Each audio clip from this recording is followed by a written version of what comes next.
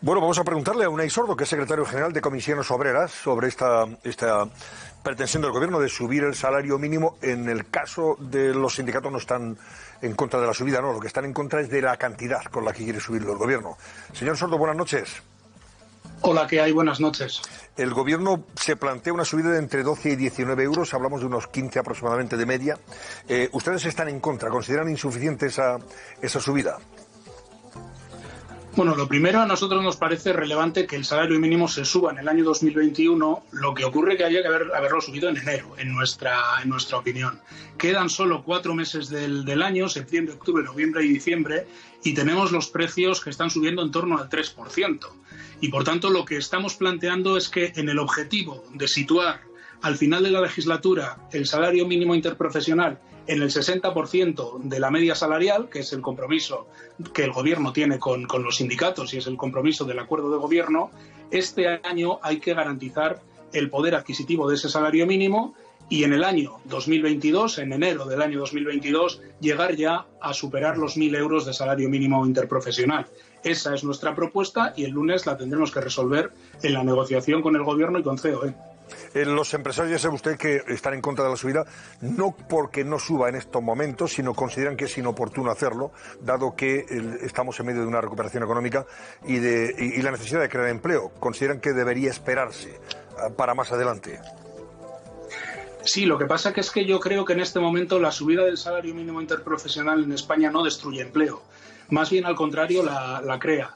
Toda la mejora del salario mínimo interprofesional a nadie se le escapa que va a consumo, va a la economía, va a la hostelería, va a comprar los alimentos básicos, va desgraciadamente a pagar el recibo de la luz, va a comprar libros, va a comprar los gastos que los críos y las crías van a tener para el colegio y por tanto la subida del SMI en los términos que hoy en día tiene este salario España, en nuestra opinión, no destruye empleo, sino que lo crea. Por tanto, creemos que es otro de los motivos para subirlo, la reactivación de la economía, que en España se tiene que basar, entre muchas más variables, en una mejora de la capacidad de consumo de las rentas más bajas de nuestro país, que es la gente que cobra esos 950 euros brutos, que sigue siendo un salario que apenas da para cubrir los gastos básicos. Sin embargo, el Banco de España, a propósito de la subida del 2019, hizo un estudio sobre la repercusión que tuvo en el empleo y estimó en que se podían haber perdido, por culpa de esa subida del 22% concretamente, 174.000 empleos. Podían haberse perdido porque la subida habría incidido, lógicamente, en la no contratación de esas personas, especialmente jóvenes y mujeres. No está demostrada esa causa-efecto. El Banco de España lo que decía es que quizás, en según qué circunstancias, se podían haber dejado de crear 174.000 empleos. Pero no olvidemos que la subida del 22% del SMI fue compatible con una creación de más de 400 y pico mil puestos de trabajo en España, por un lado.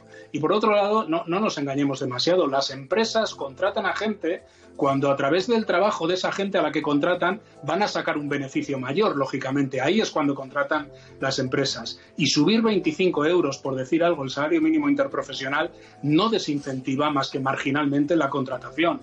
Yo creo que este es un mito instalado, es un mito ideológico, pero creo que no se compatibiliza con la realidad. Creo que no es cierto y más bien al contrario, insisto, la subida del SMI, esa subida importante que hemos vivido en estos últimos años, ha introducido en el circuito económico del entorno de 2.000 millones de euros en los salarios más bajos, que creo que más bien al contrario lo que hacen es generar actividad y por tanto generar puestos de trabajo. ¿Qué pasa, por ejemplo, con esos pequeños, los autónomos, fundamentalmente, que llegan difícilmente a poder mantener algún puesto de trabajo, crear algún puesto de trabajo y que ve que se incrementa el salario mínimo interprofesional, que ellos sí es verdad que lo sufren y están ahí al límite? ¿Qué pasa con ellos si no pueden hacer frente a ese nuevo coste, que son a lo mejor 300 euros al año más por persona? Más costes sociales, claro.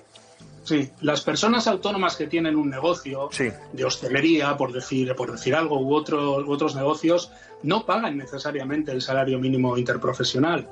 pagan el salario del convenio correspondiente, el convenio de hostelería de Madrid, de Alicante, de Vizcaya o el que sea, que en general mantiene salarios por encima del salario mínimo interprofesional. Y estos pequeños autónomos, que muchas veces se dedican a actividades que tienen que ver con el consumo de la gente normal, lo que necesitan es que alguien entre a trabajar, a consumir a su bar, que se pueda comer un pincho de tortilla, que entre a comprar fruta, que pueda mejorar un poco la cesta de la compra, porque así es como generan actividad. Y la gente que va a consumir a los negocios de estos autónomos, pues es la gente que cobra un salario. Y un salario mínimo interprofesional, como decía antes, un salario de 950 euros, todo lo que se mejore es evidente que va a ir a consumo, no va a ir a invertir en las Islas Caimán, sino que va a ir directamente al consumo, que mejora, como digo, los resultados económicos de algunas de estas actividades de autónomos, y por tanto no creo yo que tenga que ser un colectivo particularmente preocupado por esta cuestión. E insisto, un autónomo, una persona autónoma que se dedique a un sector, debe pagar los salarios correspondientes a ese convenio colectivo, no necesariamente el salario mínimo interprofesional. ¿No cree usted que además se genera luego también mucha, digamos, picaresca y fraude? Gente a la que le obligan a firmar una nómina por una cantidad que corresponde con el salario mínimo interprofesional, pero que está recibiendo menos dinero. Sí, claro, esta es otra, claro, y en algunos de estos sectores de los que he citado, lo que se dan son fraudes directamente, contrataciones a tiempo parcial que luego se alargan durante muchas más horas de las que figuran en el contrato, salarios que no se pagan o que se pagan en B y por tanto no se cotizan. Claro que hay toda una picaresca en España en torno, bueno, una picaresca no, porque parece que hablas de una picaresca y casi estás hablando de un género literario, ¿no? Hay un fraude en el pago de los salarios que hay que perseguir desde la denuncia y desde la inspección de trabajo y desde la actuación también de Hacienda, porque esto también retrae recursos públicos de las cotizaciones sociales, ¿no? Pero eso ocurrirá con un salario mínimo interprofesional de 950 euros, ocurría con un salario mínimo de 700 y pico euros y seguirá ocurriendo con un salario mínimo de 1.010 euros, por decir algo, ¿no? Pero son dos dinámicas distintas que lo que hay que hacer, como todo fraude, es perseguirlo, claro. Unai Sordo, secretario general de Comisiones Obreras, gracias y muy buenas noches.